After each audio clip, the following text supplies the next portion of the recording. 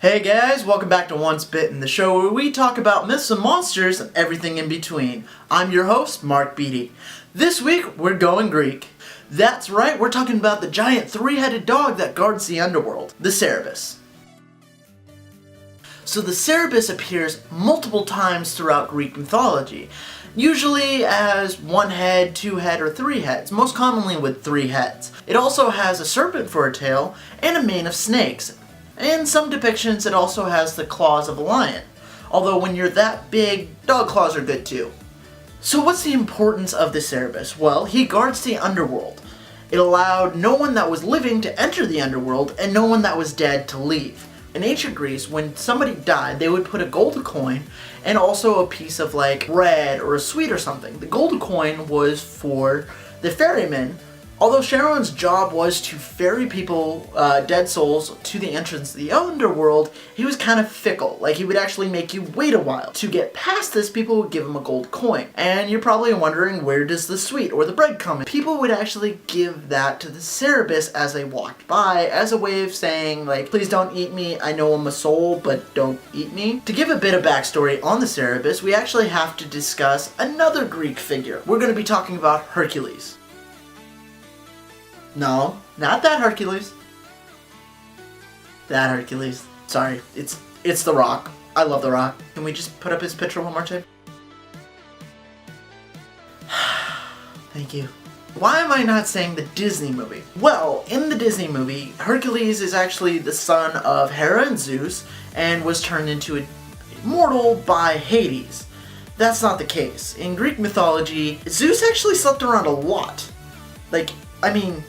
A lot. Actually, a lot of the monsters created in mythology by gods were because other gods were sleeping around. Pretty much Zeus ended up falling in love with this other girl, had a kid, and thus Hercules was born. As you can imagine, the goddess of marriage, that's right, marriage, Hera, wasn't too pleased with Zeus, like, sleeping around everybody. So since Zeus was the king of the gods and ruled over everyone, Hera couldn't really get back at Zeus directly, so what Hera would often do, anytime there was an illegitimate child of his, she would actually get back at the child.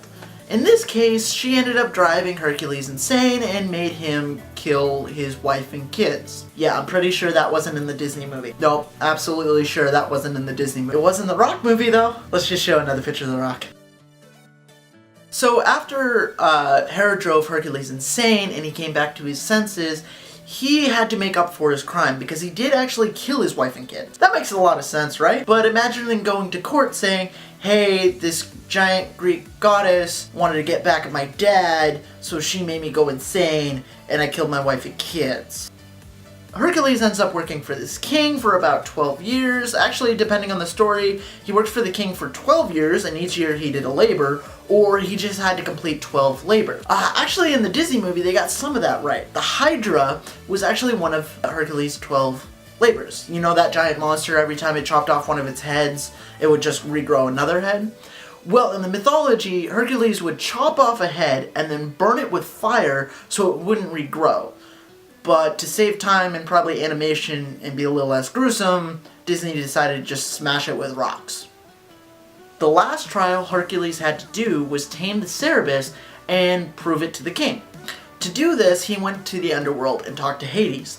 Hades agreed to this trial, but on the condition that Hercules couldn't use any weapon. Now, depending on the story that you read, Hercules either defeated the Cerberus with its bare hands or with kindness. Yeah, the Cerberus wasn't really treated all that well, so displaying kindness to it actually, made it, really submissive.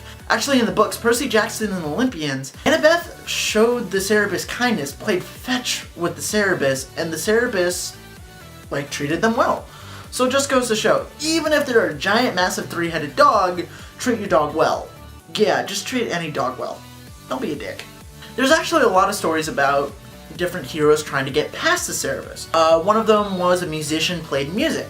Actually, in the Harry Potter book, the Sorcerer's Stone or the Philosopher's Stone, depending on where you're from, you see a giant three-headed dog named Fluffy that Hagrid raised. But how they get past that is they play music and the dog fell right asleep.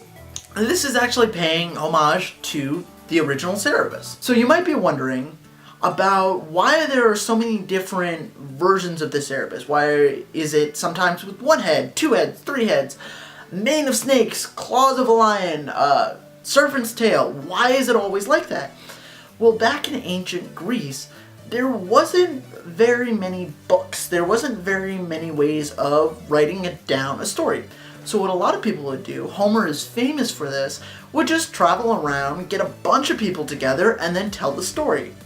So if you've ever played telephone in real life, by repeating this story over and over, there are subtle changes, small changes here and there. The main story, the main concept, that there's a giant dog guarding the underworld, but the actual description of the dog, whether or not it had 1 to 3 heads, could change person to person. So that's why so many different versions are taken. But this also led to theater.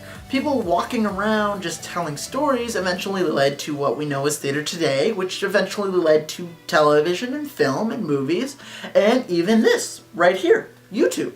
Pretty cool, right? No? Okay, not interested? Okay. Tough crowd, tough crowd. Hey guys, thank you so much for watching this video. I'm so happy to start doing this again. I got a lot more great stuff on the way. So if you really like this video, give it a like.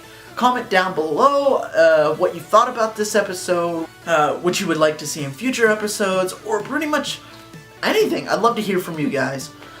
And most importantly, happy hunting, and I'll see you next week.